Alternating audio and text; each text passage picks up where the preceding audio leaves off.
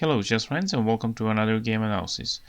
We are still in the round 4 of the Sparkassen chess meeting placed in Dortmund, and this is the game between GrandMasters Jan Nepomniachtchi and Wojtaszek. They play one very exciting game, so let's see what happened.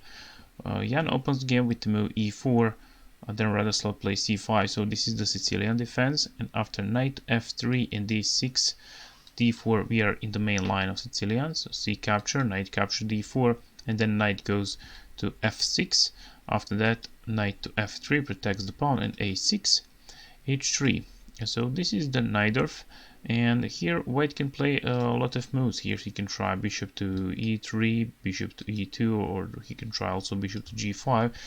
These moves are very popular, but here white tries to play h3. That idea of that move is to support pawn on the square g4. So black played move e6, after that g4 and h6, bishop goes to g2, and then bishop to e7, so queen to d3. Now we can see that white is maybe preparing a long castle, so he wants to develop bishop here and make the long castle that will create a strong attack on the pawn on the square d6. But black play knight to c6, and then knight capture c6, b capture c6, and now e5. So white wants to sacrifice that pawn, but he opened the diagonal and c6 is now hanging. So knight to d5 was played, and then e capture d6, bishop capture on d6, and knight to e4. When black was playing with these two pawns, they are very weak, and it is easy to attack some of them in the future, especially because bishop is standing on a g2, so he can attack the pawn on c6.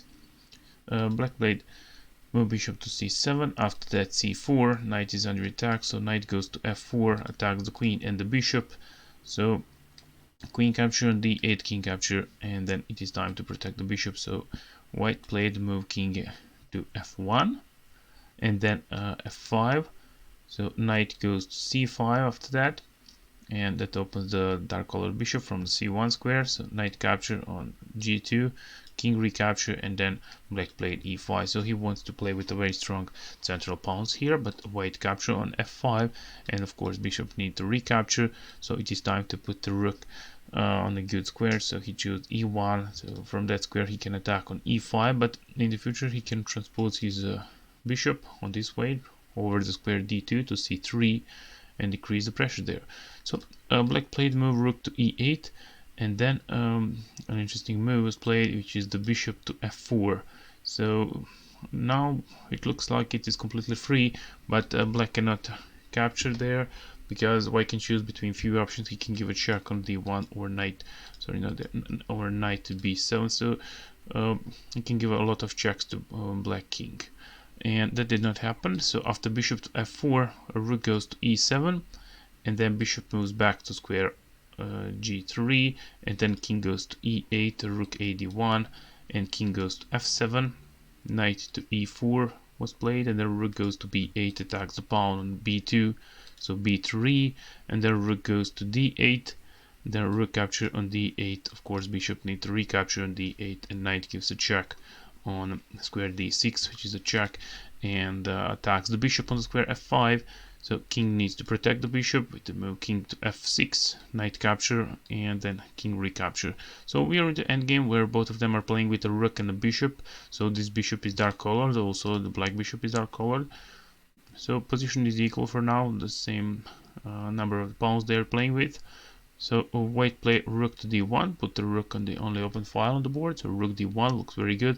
Bishop to b6, and then rook goes d6, attacks the pawn on c6. So rook e6 offers rooks for trade and also protects the pawn.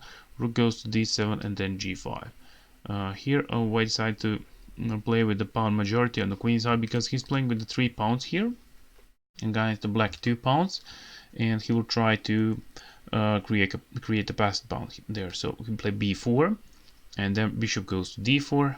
After that we have a4 move, and then bishop goes c3, and then rook to b7 was played, and rook d6, rook goes to b6, and rook goes to d4, trying to attack the opponent's pawn.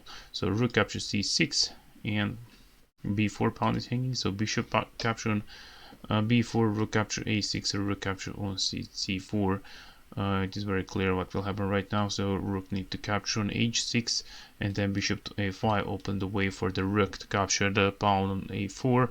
So h4 was played here, a rook capture on a4, and then h capture g5, and then bishop is played with the bishop on d2. He wants to capture with the bishop instead of the king. So rook gives a check on f6, and now king is forced to capture, but bishop captures the pawn on e5, and after that black need to simplify everything and trade the position. So rook goes this way on e4, attacks the bishop, and then white played the move f4. f4 is the square which is attacked 3 times from the black and protected just 2 times from the bishop and the rook. So black will definitely capture that with his bishop, and after that the rook capture on f4, rook capture f4, bishop capture f4, and after king capture f4, it is a draw on the board. It is very interesting to see that they play only 45 moves and they trade everything on the board. So yeah, that was one exciting game, but both of them try to simplify position and reduce material in so many lines. So they finished this game with a draw. That was the game between the grandmasters Jan Nepomniachtchi and Radoslav Wojtaszek. I hope that this game analysis was instructive for you. If that is true, please let me know that in the comment section below. And thank you for watching. See you in the next game analysis. Bye bye.